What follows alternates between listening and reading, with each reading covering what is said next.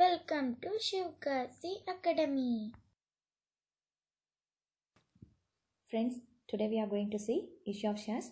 Before that, we should know what is company, capital and shares. Organization is an entity which is formed to accomplish a common goal.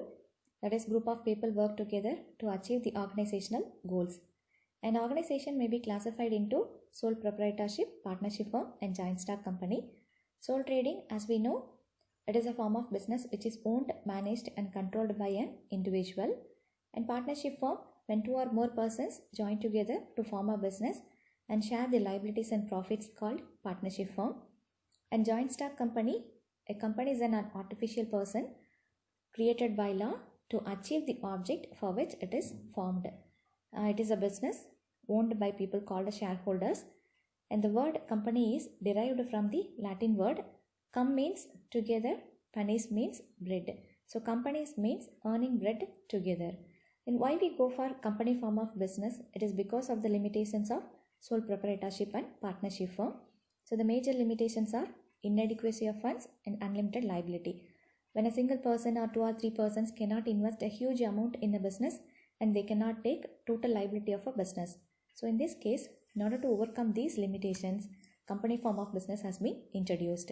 In India, the companies are governed by the provisions of the Companies Act 2013. Previously, the companies were governed by the provisions of the Companies Act 1956.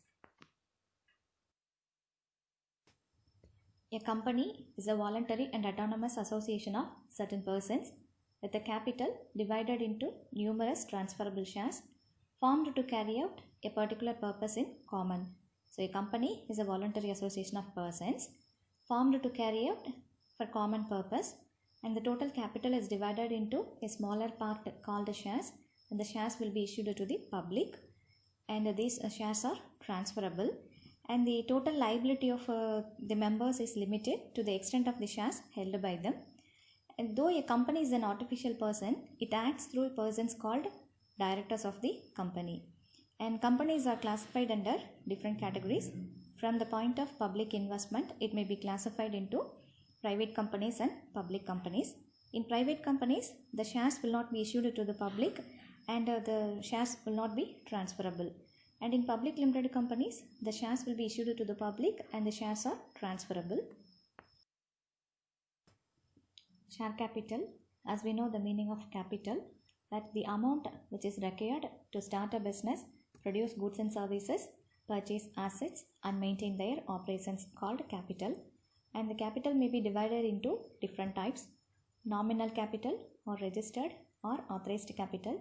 This is the maximum limit of the capital which is mentioned in the capital class of Memorandum of Association, and the company cannot issue more than this limit. And part of the authorized capital issued to the public, called issued capital, and part of the issued capital which is subscribed by the public, called subscribed capital, and part of the subscribed capital which is called up by the company, called up capital, and part of the called up capital which is actually paid by the members, called paid up capital, and finally reserve capital, the part of the capital which is not issued to the public, and it will be treated as reserve capital, and it can be issued at the time of winding up of the company. Shares. The capital of the company is divided into a smaller part, and this will be issued to the public for subscription, and the holder of the shares called members of the company. And the shares may be classified into preference shares and equity shares. Preference shares, the preference shareholders have the preferential right at the time of receiving dividend and capital at the time of winding up of the company. But equity shareholders, they do not carry any preferential rights. And the preference shares may furtherly be classified into cumulative preference shares. Suppose the company does not earn profit during the year and they may not be able to pay dividend to the shareholders. So this unpaid dividend will be treated as arrear, and this will be carried forward to the subsequent years. When the company earns profit, these shareholders have the rights to receive such arrear dividend. And non-cumulative preference shares, they do not have any preferential rights to receive such arrear dividend.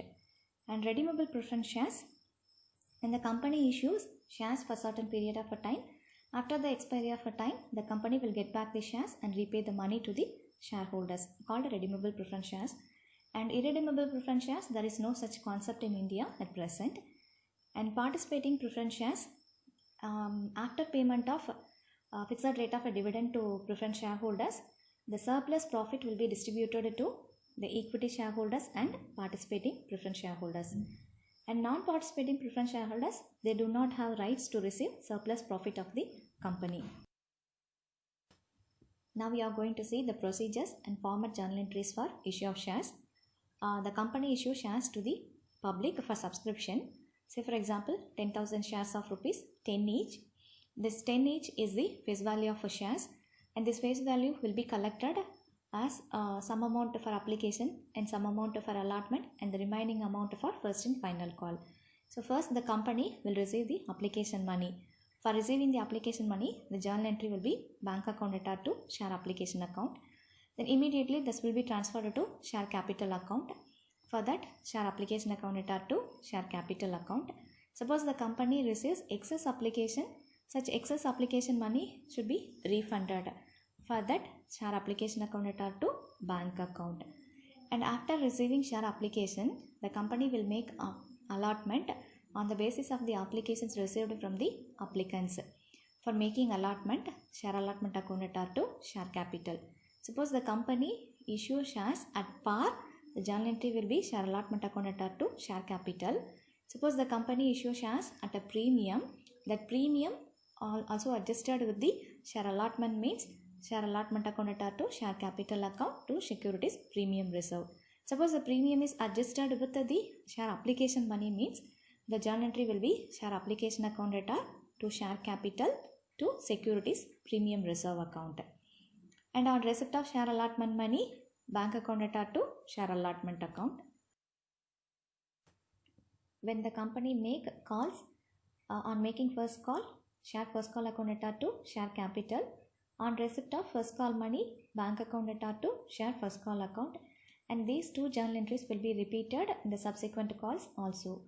And the calls in arrear means when the shareholders fails to pay either share allotment or the call money. That is called calls in arrear. For calls in arrear, journal entry will be calls in arrear account data to share allotment or to share first and final call, subject to the conditions. And the interest will also be charged on calls in arrear.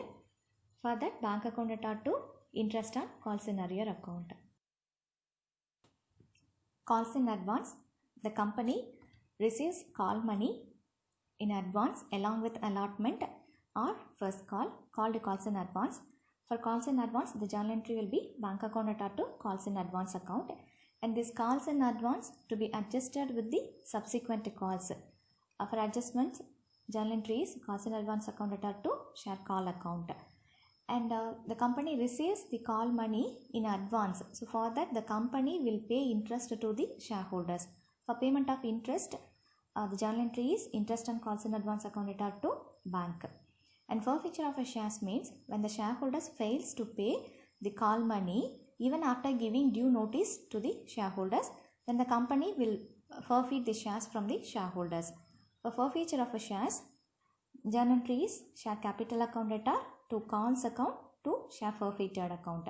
Suppose the shares are issued at premium, the journal entry will be share capital account data, securities premium reserve account data to calls account to share forfeited account. The forfeited shares will be reissued to the public. For reissue of forfeited shares, the journal entry will be bank account data, shares forfeited account data to share capital. Suppose if it is issued at premium, bank account data, share forfeited account data to share capital to securities premium reserve account. Suppose the company earns profit from reissue of shares, that should be transferred to capital reserve account. For that, entry will be share forfeiture account data to capital reserve account. Let us see an example. A Limited issued 10,000 equity shares of rupees 10 each, payable as rupees 2 on application, rupees 5 on allotment, and rupees 3 on first and final call. So the company issued 10,000 equity shares to the public for subscription. Rupees 10 is the face value of a share, and it is collected as rupees 2 on application, 5 on allotment, and rupees 3 on first and final call. but the public applied for 8,000 shares which are allotted. So the actual subscription by the public is only 8,000 shares, which is less than the issued. This is called under subscription, and these 8,000 shares are allotted to the applicants, and all the money due on shares was received except the first and final call on 100 shares. The company received all money except the first and final call on 100 shares. This is calls in arrear, and these shares were forfeited and reissued at rupees 8 per share. These 100 shares were forfeited by the company and reissued at rupees 8 per share. Show the journal entries in the books of the company. So now we are going to draw journal entries in the books of the company. The company issued 10,000 shares, but the actual subscription is only 8,000 shares. So actual receipt of application money is for 8,000 shares. So first entry on receipt of application money, bank account at R2 share application for 8,000 shares of rupees 2 each. And immediately this would be transferred to share capital. So for that, share application account at R2 share capital, same 16,000. And on making allotment, these 8,000 shares were allotted to the applicant. So share allotment account at R2 share capital for 8,000 shares, allotment money 5, so 40,000. On receipt of share allotment money, bank account at R2 share allotment, same 40,000. Then on making first call, share first call account at R2 share capital 8,000 shares of rupees 3 each, so 24,000. On receipt of first and final call money, bank account at R2 share first and final call. The company received all money except the first and final call money on 100 shares, so they should be deducted. There is no need to mention it as calls in arrear because these 100 shares were forfeited and reissued.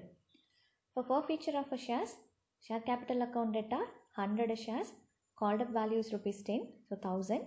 To share first and final call, 100 shares of rupees 3 each, 300. So the difference 700 is to share forfeited account. Then reissue of forfeited shares. These 100 shares were reissued at rupees 8 each.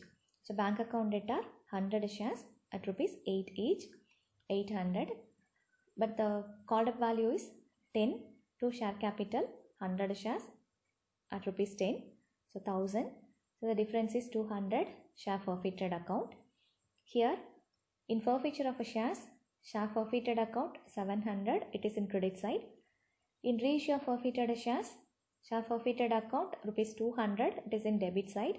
So the difference is called capital profit from reissue of shares, and this will be transferred to capital reserve.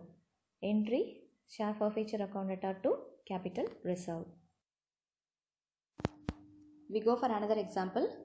X Limited issued 40,000 shares of rupees 10 each at a premium of rupees 2 per share. So issued at premium. The shares were payable as rupees 2 on application, rupees 5 on allotment including premium. So premium amount included along with the allotment money. So allotment money 3 rupees, premium 2 rupees, and rupees 5 on first and final call. All the shares were applied for and allotted. So 40,000 shares were issued and 40,000 applications were also received, and these 40,000 shares were allotted. Then all monies were received with the exception of the first and final call on 1000 shares which were forfeited. So 1000 calls in arrear, 1000 shares. These 1000 shares were forfeited. 400 of these shares were reissued at rupees 8 per share. Out of 1000 shares, 400 shares were reissued. So this is called partial reissue. Show the journal entries, prepare the bank account and the balance sheet of this company. Journal entries on receipt of share application money, bank account at R2 share application account 40,000 shares, application money rupees 2, so 80,000. On transfer of share application to share capital, share application account at R2 share capital, same 80,000. On making allotment, share allotment account at R to share capital to securities premium, allotment money rupees 3 and securities premium rupees 2. On receipt of share allotment money, bank account at R2 share allotment account, so same 2 lakh. On making first call, share first call account at R2 share capital 40,000 shares, First call money rupees 5, so 2 lakh. On receipt of first and final call money, bank account data to share first and final call rupees 2 lakh except for 1000 shares 1 lakh 95,000. For forfeiture of shares, share capital account data 1000 shares called up value rupees 10, so 10,000. To share first and final call 1000 shares of rupees 5 each, 5,000. Balance 5,000 share forfeited account. Then reissue of forfeited shares, bank account data 400 shares were reissued at rupees 8 each, so 3,200. Share forfeited account 800. To share capital 400 shares called up value rupees 10, so 4,000. Here forfeiture of shares, share forfeited account is rupees 5,000. It is in the credit side for 1000 shares. In reissue of forfeited shares, share forfeited account rupees 800. It is in the debit side for 400 shares. So we have to convert the share forfeited account for 1000 shares to 400 shares. So balance 2000 and subtract 800 which is in the debit side of reissue of forfeited shares. So balance 1200 is the capital profit from reissue of shares. This will be transferred to capital reserve account. Based on journal entries, we are going to prepare bank account. Share application 80,000, share allotment 2 lakh. To share first and final call 1 lakh 95,000. Share capital, that is reissue of shares 3,200. So total 4 lakh 78,200. Balance carried down. We have to prepare balance sheet also. In equity and liabilities, shareholders fund, share capital, 40,000 shares were issued, 1000 shares were forfeited. Out of 1000 shares, 400 were reissued. So total issue 39,400 shares of rupees 10 each. So capital 3,94,000. Then reserves and surplus, share forfeiture account. Out of 1000 shares, 400 were reissued. So remaining 600, still it is in share forfeiture account. So 600 shares of rupees 5 each, 3,000. Securities premium 80,000. Capital reserve transferred 1,200. So total reserves and surplus 84,200. Shareholders fund 4,78,200. Total equity and liabilities same 4,78,200. In asset side, current assets, cash at bank 4,78,200. So total asset 4,78,200. Thank you for watching.